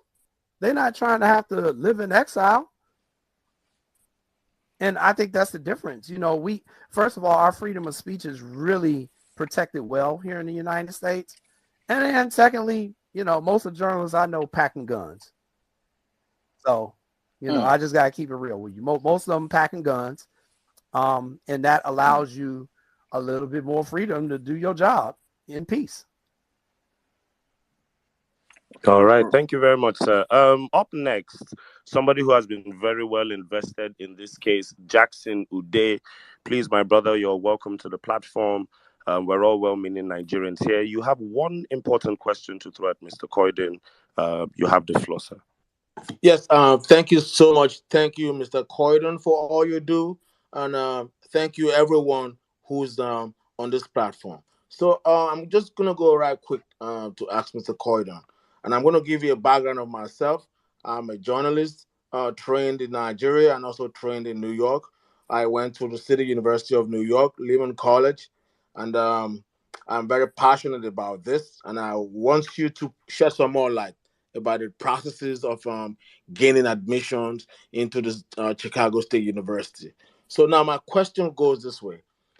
How can you be admitted as a student in Chicago State without a passport, without a birth certificate, without a social security card, without any Without a student visa? Without a student visa, without a state ID, with no form of identification, with not even a proof of address. Now, I ask this question because I know the processes by which I was admitted into the City University of New York in Lehman College. At the time, I was not an American citizen. At the time, I was admitted based on my asylum status. I produced my Nigerian passport that had my asylum status on my I-94. I produced my New York State ID card, which proved my residency of New York, so I could enjoy the benefit of the Pell Grant and other benefits I could get. I produced my Social Security card that identified me. I produced a proof of address where I live. So I don't understand. Mr. Jackson, please round up your question, please. That we so have the world trying to I don't ask, understand why why Chicago State University will admit someone and then don't have no record of that person's identification. Is there any way you can shed more light on this? Thank you for the question. What I will say is, I don't know what they did back in 1979. And that's just true. I don't know what the heck they did. I don't know if they required him to show it at the time to prove it, and then they never looked at it again. I don't know if they required him to show something. They took a copy of it. They kept the copy on file, but then once he left, they threw it away. I don't know. And that's why I was saying to my host, that's why I was saying earlier, it's very interesting to me that Chicago State University isn't taking questions, because these are questions that they should be answering. These are all solid questions, and these are questions that the president needs to stand in front of microphones, in front of press, and not take questions just from American journalists, but take questions from the journalists in Nigeria, because you all have some serious questions that she has to answer. And you know, I honestly don't know what they were doing in 1979. I'm right there with you all. You know, what proof did you all have that this was the person that you were actually admitting? That is a great question. And it's a question for the administrators of Chicago State to answer. Thank you very much for your reply. We have Umar Sani Decat. You have the floor, sir. Ask your question. Thank you, host. Hello, Mr. Coyden. Is it true that in 1979, back then, that as a foreign student, you are not identified as a national of your country? Rather, you are viewed as an African American, Mexican American, etc. So a national of Nigeria, when he goes there, he automatically becomes an African American. How true is that? Secondly, quickly, a former head of state of Nigeria gave a colossal amount of money as donation to the Chicago State University. Are universities in the US allowed to solicit for donations from individuals who have no history with an institution? Number 3, quickly, sir. Sorry. The Nigerian law allows free printing of certificates as well. We have marriage certificates, graduation certificates of artisans, and that are not affiliated with government. However, if it is used for official purposes, it becomes an offense, e.g., employment, admission, or election purposes. Our law says you cannot be qualified if you submit a forged certificate. It means, therefore, the emphasis of certification is different in both countries, or is it the same? So it's number 4. So Number 4. hold on, let me answer. Hello, sir. Hello, Right. sir. Hello, sir. Hello, sir. Let him This at is my least final answer question. one. Hold on. This is So, my final So question. let me answer. let him So answer let me one. answer the. It's my So final I question. can't remember. All right then. Hello, sir. Depends. Hello, sir. Please, we like to keep this space orderly. Let him answer. Mr. Corden, can you even So remember any let of me the get the questions? first two. The first ones I can remember. So ask him the first two, please. Yeah. Umar, please, the first two briefly. Umar, can you hear me? Your mic. Okay, yes. I said, is it The true first that... two questions briefly, please, so that he can at least get it and then answer. Okay, I think he will get it now. Is it true that back then, that as a foreign student, you are not identified as a national of your country? Rather, you are viewed as an African American, Mexican American, etc., that nobody recognizes. So when we were arguing over the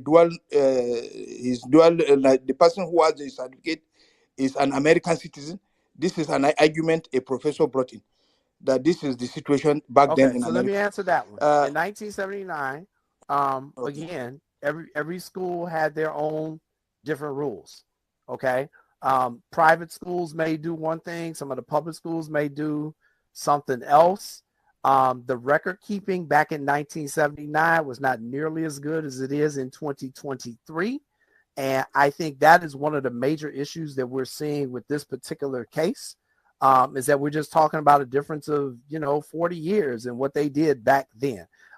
So I can't really say what Chicago State did in 1979. Now, his third question was about the fake certificates and what you can use and what you cannot use. Like I said earlier, it's completely legal to have a fake certificate here in the United States. It's legal to buy one. It's legal to display one up in your house. There's nothing illegal about that. So that's the way it is here. He asked me something about what you all do in Nigeria. I don't know. I don't know what you all do. I'm just learning now a little bit of what some of your laws are. So. Okay, the second question is okay. Let me just move this one. Is a foreign student? You have one more question, sir, please. You have Okay. one more question. We have a long list of people, please. Okay. Is a foreign student entitled to social security number? I saw in one of your write-up that the social security number purporting to belong to Tinubu was traced to a female in Virginia, and there is no proof that he ever lived there. What is the situation? Have you investigated? You just answered that Thank one. You just answered. Oh, that's the answer. Yep. Okay. All right. Thank you very much, Umar. Moving ahead, Savik. Welcome to the platform. You have a few minutes to ask one question. Thank you so much, Mr. J. Corden. The question is straightforward. During the deposition, we discovered that the attorney that works with Chicago State University that gave Bola Tinubu's lawyers some documents abruptly quit. Left the institution. Have you digged into that and discovered why and exactly why he left? Yeah, that's another person we're looking for. That person in the 1979 yearbook. Those are two items we're looking for: 1979 yearbook and that registrar who left. Yes, I think you all are absolutely on the right track. I want to make sure you all understand that. Yes, there are multiple people looking for that particular individual. And yes, we are also looking for the 1979 yearbook. And there are a lot of other things that I'm not going to get into because, you know, we are doing, you know, work here. But yes, we know about that person who left rather quickly. Would love to talk to him. All right, thank you very much. Gospel and Roy, I'll get to you, but let me ask, well-meaning Nigerian, my brother, welcome to the platform. Yeah, Ask your question. yeah. Thank you very much, MCs. Thank you, Parallel Facts, for this opportunity. Thank you, Gloria. Great program so far. And thank you, Coyden, for coming around to Parallel Fact. So my question is gonna be very simple, but I'm asking a question that I personally deem one of the most important questions in this, and I think a couple of one or two persons in the comment section actually agreed with me. So the first thing I would want to say is that so like I think Umar Sani was saying, I'm glad the statement you've used so far is it is legal to purchase a fake certificate. It is legal to purchase a fake, as in, so certificate. So the good news is that, or rather the main point is that even in purchasing it, the word fake is attached to it. And I got to confirm that you were actually right, because one of the diplomas maker in America, they call them realisticdiplomas.com, actually have it on their website. Then you know, but what is, like Umar was also saying, it's just to answer your question, it is outrightly illegal in Nigeria. As a matter of fact, on Valid Grad, one of the common fake certificates or fake diplomas producers, their first FAQ, frequently asked question, was really a question that says if this certificate is considered authentic. And the answer they provided to that question, which I already said, it should be made clear that these are not real diplomas or transcripts. We are not an educational institution and cannot be used for accreditation. So that's one of the. So why I'm building this question is because one of the major points that came out from the deposition and that have been flying around in Nigeria is, you know, the concept of vendors. There's this talk about vendors. Third-party vendors. Third-party vendors. And this question is very important. Like I said, the question, all this my talk now is really to create some clarity for listeners. I think the question I would ask you is really going to be very simple. So I think even in this whole conversation, a lot of people have mistaken, you know, the concept of fake certificates, getting fake certificates, which even by Valid Grad definition, you get these fake certificates. And you have also said it here, you use them for novelty. You can even gift it to somebody, use them you put them in your walls, not really even for official reasons. So it remains fake. Even in America, to an extent, it's regarded as the word fake. And I'm emphasizing that word fake for a reason. So during the deposition, that was why I read him Nigeria's exact laws on the issue earlier on. Yes. During the deposition, the word vendor was never used in that deposition. I mean, that word in itself was never used in that deposition. The word off-site was used twice, and the word third party was used once in that deposition. And, you know, because Nigeria and, you know, the party Tinubu belongs to is used to the act of propaganda, so they've been able to put all that together and said, okay, what the registrar meant was that, so what the registrar said, and I really want to put this out for fact, because for me, I think this is a very clear, what the registrar said, and a question was asked to the registrar that said, did you tell us earlier, I'm quoting the question, did you tell us earlier that when there is a replacement diploma made, or any diploma, is that done in-house by CSU or is that sent off-site? Right, I got you. I think I'm following just your question. What you're asking is, does Chicago State produce the actual diplomas right there on the campus? Is that what you're asking? No, that's not the question. So that's why I really want to view this. Please make your question briefer so that he can get your point, please. I'm almost done, sorry. So the answer that the registrar gave to that question was, at present, it is sent offsite. I mean, I think anybody with common sense knows that that means that, oh, now they print their certificate using maybe, how will I say now, a contractor, maybe they don't have the printer in-house and all that. I guess that's what that meant. But it has been misconstrued in Nigeria, in my opinion, to mean that meant that Chicago State University have a couple of vendors off-site where students can approach these vendors to say, oh, I attend Chicago State University, please, I'm going to pay you, print a certificate for me on behalf of Chicago State University, which would mean they would have the official signature and everything, these vendors. So my question to you really is straight. Does Chicago State University have certified vendors that students are allowed to approach for them to print, and I mean from Chicago State University, without the knowledge of the school, for them to print certificates, who would automatically, after printing the certificate, would Chicago State University would, because one of the processes that they said they would do before they print a certificate is to verify the student record. So my point, the question really is, does Chicago State University have certified vendor, their own certified vendor, as you as a student now can say, oh, instead of me to go to Chicago State University have certified AAA to print certificates, so I'm going to AAA as a vendor. So let's know if that's what Bola Tinubu did. Are there certified vendors by Chicago State University? Okay, so that is not the process that they do. If you need your diploma from Chicago State University, you go. If you did not get it, let's say, okay, so let's say, I'm gonna give you different situations. So let's say you're graduating in May. It's your first time graduation. Woo, everybody's there, the family, we all taking pictures and everything. At the graduation, they give you the cover. They don't give you the actual certificate.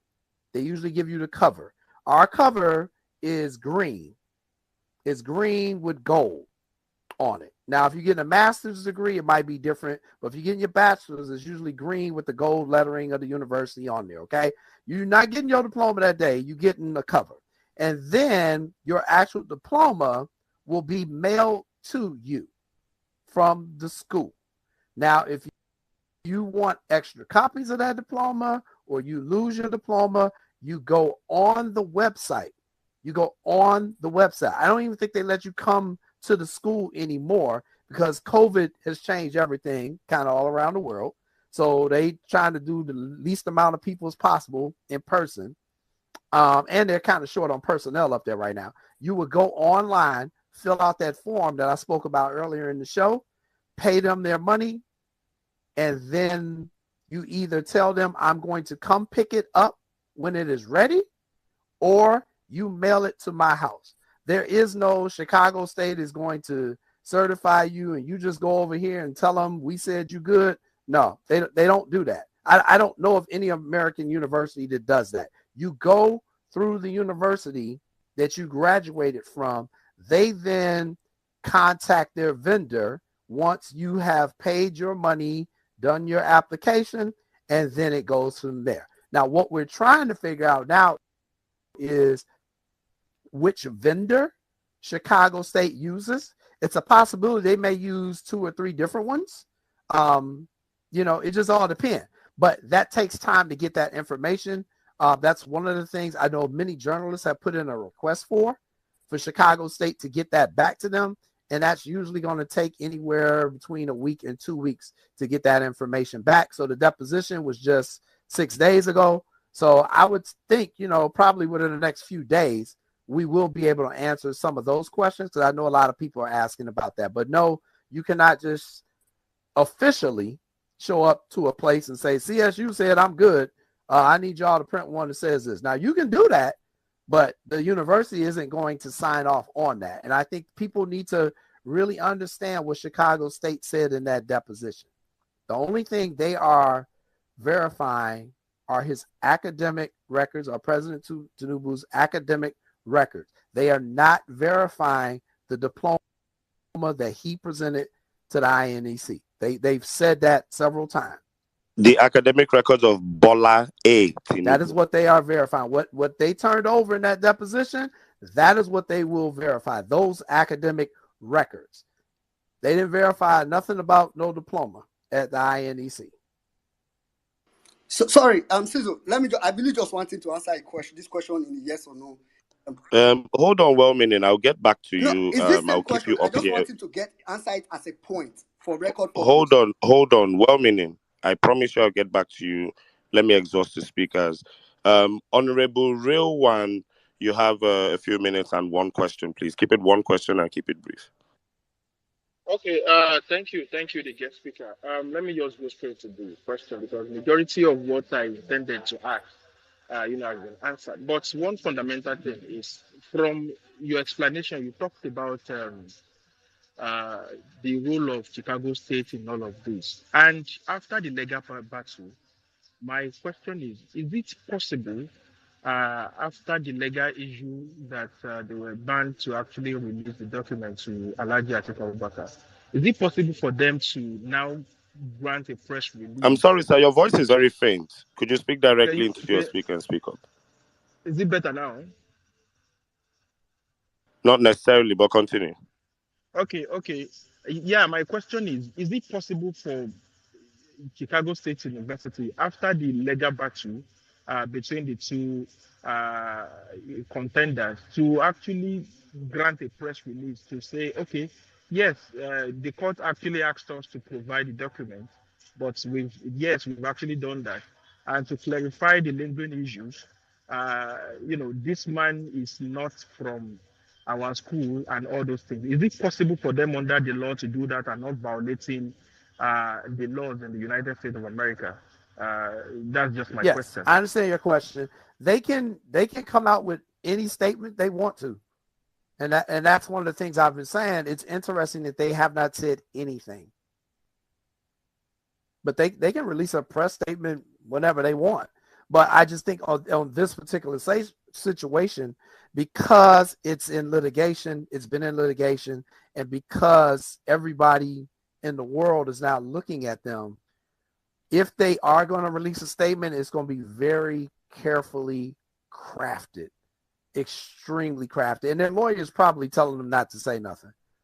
But I just think at a certain point, the president is going to have to say something. Because eventually what's going to happen is she's going to have to go out and start traveling for the university and speaking at events and stuff like that. And that's when, people like me show up. And we just start throwing tape recorders in her face and asking her questions. So she can only hide for so long.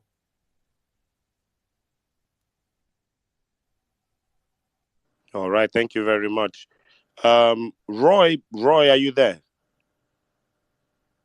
Roy, are you there? Can you hear me? Gloria, can you hear me? Can everyone hear me? Is Roy there? I can hear you. Crystal. All right. Ibrahim, after you, I'll circle back to Jimmy and well-meaning. Ibrahim, you have the floor. You have one question? Can you give me something and do my thing and go with? Thank you very much, Sizzle. Me, I don't have to come up and ask questions. I'm not here for questions. I'm just enjoying myself. I know we have already set up a trap, and we have caught the mouse that's always eating our corn. It's just for us to see whether to barbecue that one or to to send it somewhere. You see my last post. I say I don't think he escaped 1993. And he escaped 1999, and very unfortunate for him. Here we are, obedient in 2023. So I think there is no way these people will escape this. I think we can go beyond this. After bringing another person to come and explain all what we are doing here, I think I'm just happy that we are over 3,000 here in Nigerians, so that at least people can listen. I always say this is one of the things I enjoy with the movement we have is that we are looking for facts. You get educated. People that are coming here every day, when I see Sizzle saying, from the book of Google, I say, so I know we are going to go back through everything that we can, at least to educate people. And thank God, Every Sunday, I go on radio too. Here in Kaduna, it's a house of program called Enamafta Ariwa. That's finding solution for the northern problems too. And then we repeat the program in the night on Saturday. So we try as much as possible to keep educating, because we think maybe up here in the north, what we really need more is this education. So I think I send this link to a lot of people. I say, okay, come and listen to people from the US we are talking about. Come on, people, listen to people that understand the position. Look and listen to people that can now enlighten you more and where we are, so that it's not about emotions. This is about Nigeria. It's not about this party. What about you are going to, for example, yesterday was somebody called on radio and I was asking me, why is it that the northern elite are not talking? I say they are looking for appointment for their children. They are looking for contract. They are looking for government to keep on helping them to do the things that ordinary other Nigerians are supposed to do. So they are not looking for a Nigeria that work for everybody. They are looking for Nigeria that work for only them and their children. So they can't talk on behalf of everybody. So thank God, at least we are here. We have the obedience and we have the parallel pact. At least we always bring to people. Don't listen. Somebody can buy all the radio station, all the TV station, all the journalists, but he can buy all of us. We always going to come back here and still discuss and bring out the truth. We are not going to lie to about government. We are not going to lie about Tinubu. We are not going to say things just to degrade somebody. We are just going to bring facts because we want to build a country, at least that things work. If you look at all the brouhaha we are talking about, almost 480 something cases in the court. That's mean, how can an INEC officials now look at Nigeria and still that man is still on his seat? I'll need you to round up, Ibrahim. Thank you. Yeah, okay. So what I'm just saying is that you look at the quantum of money we spend just for us to elect this kind of people. Look at who is Senate president. Look at what is our president. Look at who are our governors with all the money. So thank God we are here. Why don't you just take more grease to your elbow, parallel fact, keep on bringing this thing, bringing the fact and give it to them so that at least Nigeria will believe that we are doing this struggle, not for anything, just for Nigeria that will work for everyone. I yield my mic. Thank you very much, Ibrahim. God bless you. Well spoken. Jimmy, you have 2 fire questions for Mr. Right. Thanks, N6. Real quick. Sorry, Siso, I've been here a while. I don't know if you can just give me the mic so I can go down. Right. Sorry, Mr. Coyden. Let me just go straight at it. 2 questions, importantly, on behalf of all Nigerians listening. What is the implication of this internationally? And can anyone from Nigeria file a lawsuit against CSU? I mean, this can go to the state attorney, Mayor Brandon Johnson, FBI in Chicago, CIA, the CPD, Chicago, and state police, or probably, J.B. Pritzker, the governor of Illinois. Those are my 2 questions. Thank you. All right. So Chicago State is a state university. So you would want to talk to the governor, J.B. Pritzker, who I mentioned in one of my previous articles. He would be responsible for Chicago State University. Mayor Johnson, Brandon Johnson, wouldn't have anything to do with it. Would be absolutely no help. You would contact the Illinois Attorney General, who is a gentleman by the name of Kwame Raoul. Kwame Raoul would be one of the people, if Chicago State, let's say, was found to be doing something criminal, he would be the one that would file the criminal charges. Or he could take Chicago State to court and say, hey, I need more information. I've had to use Attorney General Kwame Raoul's office against Chicago State. Just is, a year ago? I got a lesson from them. We have a law here in the United States called the Freedom of Information Act. What that is, it means that I can ask any public body, Chicago State University being a public school, I can ask them for any public record. So let's say I want to know how much Chicago State spent on gasoline for their transport bus. Okay. I could send that request in. The school would then have to get back to me within 5 days to acknowledge they got my request.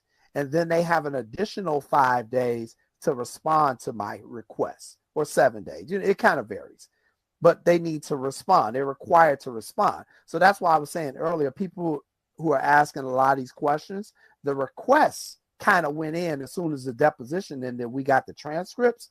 We're just waiting on the responses from Chicago State. But to ask for an investigation, if the public wants to do that, I would definitely reach out to one of the state bodies. In terms of the lawsuit, I'm not a lawyer, so you would have to ask a lawyer that. But what I have heard is that there are individuals in the United States who, Nigerian Americans, who are upset with this whole situation, and perhaps they are organizing to file some type of class action lawsuit against Chicago State to try to get some more answers. That's just something I'm hearing from a lot of people. But as of now, nothing has been filed. So. Oh yeah, I know Okay. about the lawsuit. I'm just asking, like, generally Nigerians in Nigeria. So can they? So let me put it this way. So basically, the two major people they can direct their complaints to is JB Priska and Raul. Those right? are your two highest. Those are like two brilliant. highest ones, Jim. Them are the two highest ones. Yep. All right. Cool. Yep. All right. Thanks. I hope we can get a coffee over this yes, sometime no problem, very bro. soon. Bye. All right, Mr. Gospel, are you ready, sir? You've been so eager to speak. I gave you the mic. You weren't ready. Are you ready now? Very much. I've been here. I was All one of the right. first speakers. I was so quick to it. Fire on. So You have the floor. You have the floor. Fire on, sir. Right. Thank you. So my first question is this, Mr. Coyden. So we found that our president, Mr. Bola Tinubu, in his application document, we said that he went to a certain school called Government College Lagos in 1970, graduated in 1970. All we have found out now as the fact is that, in fact, the school was not in existence at the time, meaning that he filed the false information in his application package to Chicago State University. So question is, if the school so wishes to, can they withdraw whatever credentials they've given to him because he lied in his application package, which is now a fact? That is the first question. Second question is this. You've said rightly that in fact, you could create your own certificate as you wish. You could actually buy them fake certificate, whatever you want. But my question is this: can you present these fake certificates you would have created for yourself that did not emanate from the school directly as in part of your application package for a job? Oh, you know, I mean, you want to apply for a job. Can you file that particular fake document in quote, the one that the school did not mail to you, the one you went to create by yourself? Can you use that particular document as a proof of your certification from a particular school and file as an official document? Then the final one is this. So you've told us that sorry, just the final one. Hold on, Mr. Gospel. Hold on. Okay, sir. Yes. He's not the enemy here. All right. So, Jay Coyden, you take the first two. So I think I think I heard the second one better when he was saying, okay, so you can file it for a job. You can try to do it. It's no different than people when they lie on their resume. I mean, you can do it for a job, and if you get the job, you get the job. Now, if your job finds out later on that you lied, they're probably going to fire you in most situations. They may sue you in civil court, but in terms of it being illegal, it may only be in like certain jobs where that would actually be illegal. But yeah, I just think for the most part they would just fire you. Now, he also said something about if you presented a fake document to the court. Now that's a different situation. If you present something false, sorry, Mr. Coyden, can you hear me? He asked a question. He said, the secondary school, if you remember, I told you Bola Tinubu on public record when he ran for governor, said he went to a school called Government College Lagos. Now, the year he said he went to that school or that he finished from was 1970. We later found out that that school was actually created in 1974. So then he uses that 1970 secondary school certificate, which is now fake, to apply reply to CSU. CSU finding out now that this man's fakeness goes all the way back to even his how he got admitted. What will they do about this particular? What should they do about this particular issue? Mr. Gospel, I hope that's how you phrase your first question, or that's what you meant in your first question. Mr. Collins, did you get that part, or should I rephrase that question? I know what the question is. The question is, can Chicago State basically revoke the degree? Because that's exactly the question. Can the degree be revoked? There have been instances where universities have taken back a degree. It's usually because of plagiarism, where someone presented work which wasn't theirs, they cheated. Some form of academic misconduct can get your degree revoked. Schools typically will revoke degrees, like if a crime, sometimes if it's a crime, honorary degrees, they can always revoke because it's not really a degree, but it depends on the particular school. And it's usually detailed in the student handbook. But most of the time, if they're going to revoke a degree, it's because you did something that you committed academic fraud. That's probably the better way to say it. And coming into a university off of false pretenses, to me, sounds like they can do it. But again, I'll keep going back to this. These are questions Chicago State University need to step up and answer, because it's their university. It's their name that's on the line. It's their reputation. They need to be answering these great questions that people are asking. Very true. Then summarily before I step up, let me just make this point before I step up.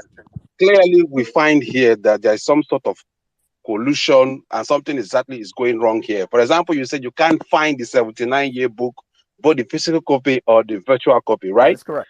Like you also said, some of the, we've also now established that this man actually made a false claim in his application package to the school.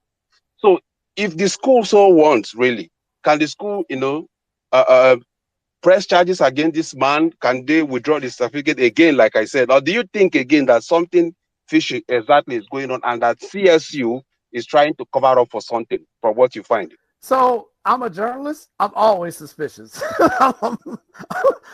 I'm always suspicious on anything. When it comes to Chicago State, I'm absolutely suspicious. None of this is really adding up. Can I say definitely what happened? No. And a lot of other people, we're all trying to answer that question, but we're all literally in the same space. Just like we're all in the same space on Twitter, we're all right there. We're like, this doesn't add up. This makes no sense. There are too many inconsistencies here.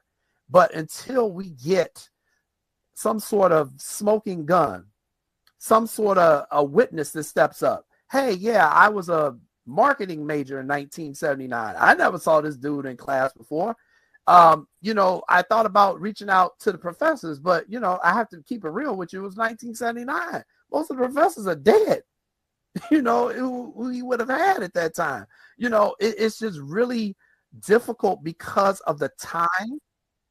And if we could find the yearbook, we could at least start tracing some of those people. So, I have currently reached out to a number of people who I've met, who I've known kind of in that class time period.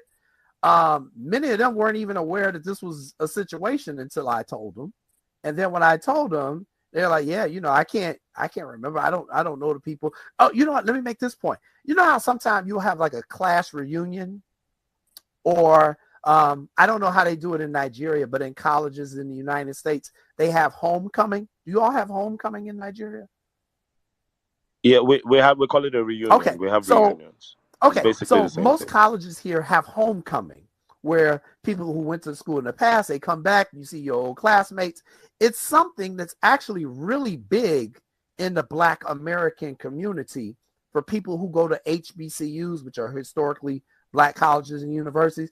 It's a really big thing, except not at Chicago State. We have a homecoming. None of the alumni go back. And again, this gets back to what I've been saying before. The alumni don't like the school. We don't like the school. We definitely don't give money back to the school. Think about what we're talking about here. For my host, think about what we're talking about here. Do you think I, Jay Coyden, the journalist, is going to actually give Chicago State University any of my money? I don't trust them. I don't trust them. If I was going to give them money back, I would have given it back and I would have earmarked it and said, here is $300, but it needs to go to the school newspaper. That's where I want you to spend the money. And I keep telling people, Chicago State doesn't have a school newspaper. They got rid of it in 2009. After they lost in court because they violate the First Amendment and they were trying to tell the editor what he could print and what he couldn't print. They lost that lawsuit. And that is again, that's a story that I have on my website. I'm encouraging people, go to the website, read the stories, particularly the one that I posted today before I came on here, because I'm telling you about all the scandals that have taken place there at Chicago State. And I think once you get that idea of what you're dealing with, then you'll be able to say, oh, I see why they can't find no documents. Oh, I see why it's no pictures of the student ID. Oh, I see why they don't have this. It's going to answer a lot of your questions for you just by me telling you how the school operates and the procedures. And a lot of people on Twitter who are responding, I'm reading your messages too, and a lot of them are saying, the same thing, that, this is a university that they need to look at. And I really encourage Jimmy and the other people here to continue to put pressure on Governor Pritzker. I'm going to press on myself because he hasn't released a statement yet. So, I've been kind of waiting because we've got some documents that are going to probably be coming out in the next week or two. But the governor is going to have a lot on his plate here. And I don't know if the president of Chicago State is going to survive this scandal. I don't know if the Board of Trustees of Chicago State are going to survive this scandal, because there is something going on here and everybody knows it, and everybody is like a shark with blood in the water, and we're all looking in different places, and there's no way they can keep just lying to everyone and, oh, we don't know and we're not going to say nothing. They got 200 million people in Nigeria right now who want some answers, and I'm not counting the Nigerian Americans who are here, and they're a very educated demographic in this country. That they're extremely educated, extremely smart. They know how to use all the digital tools like Jimmy. They're going to get their answers. They're going to get them. So I'm trying to tell my former university, look, y'all, whatever y'all had going on, you need to start coming clean with this, because the longer this thing goes, the more people are going to get riled up, the worse you make yourself look. And if you get some sort of law enforcement investigation that comes up at that school, it's going to be over, because they've been trying to close the school anyway, especially when your student population has dropped to 1,600 and your campus is designed for 9,000. It's not going to work, Chicago State. And I've been writing about my university for over 25 years, y'all. So I'm telling you, I know how they operate. This is par for the course for them.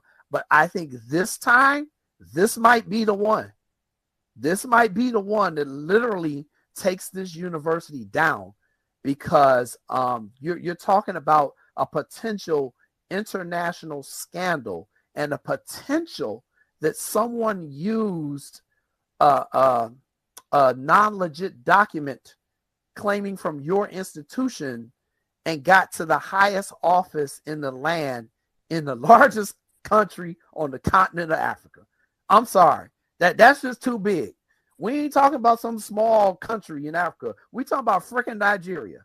And there's a whole lot of Nigerian Americans right here in Chicago, and they are not happy. I know it because they messaging me. I'm getting messages from people, I don't even know who they are. They are not happy. They are lawyers. They are doctors. They are engineers. They are school teachers.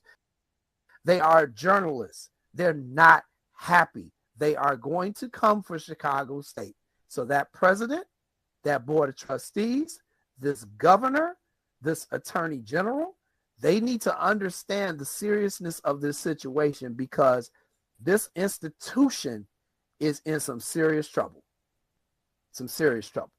And, you know, I think that's kind of how I want to end the interview here. It's been a pleasure being with you guys for the last 2 hours. Thank you so much for having me. You know, I'm going to stay on this case. You know, I work multiple stories, so this is not the only story I'm doing, but there are so many. I can't tell you how many journalists are working. You know, I'm kind of vocal about it because I was kind of like the first one over here that talked about it.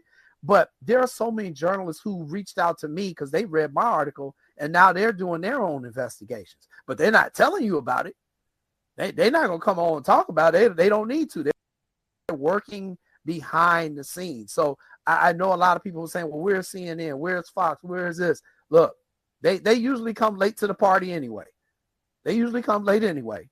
So and right now they got their hands tied up with what's going on in the Gaza Strip. But there are a lot of people looking at Chicago State.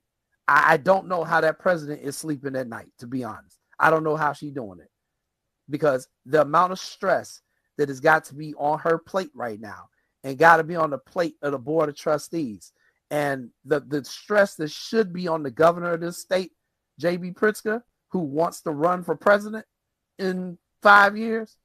This is the type of stuff that will not let you get elected to president of the United States. So I think people who want answers need to continue to reach out to those individuals, starting with the president of the Chicago State, secondary with the board of trustees of Chicago State, third with the attorney general of the state of Illinois, Kwame Raoul, and lastly, the governor of Illinois, J.B. Pritzker. I think if you all put pressure on those four entities all at once, you will get the answers that you are looking for. All right, then. Thank you very much, Mr. J. Coyden. You have been an absolute blessing to us. Thank you for your time you've taken out. I know we we took you a bit off the radar, but all your answers have been perfect. They have been on point, and we honestly do appreciate you. Bola Ahmed Tinubu's favorite statement during the elections was snatch it, grab it, and run with it. Those elections were one of the worst elections in Nigeria's history, and it is so crazy that we don't know his dad's name, his mom's name. We don't know his real name. There are so many discrepancies with this fellow, and he ended up somehow president of Nigeria against every single constitutional law we have.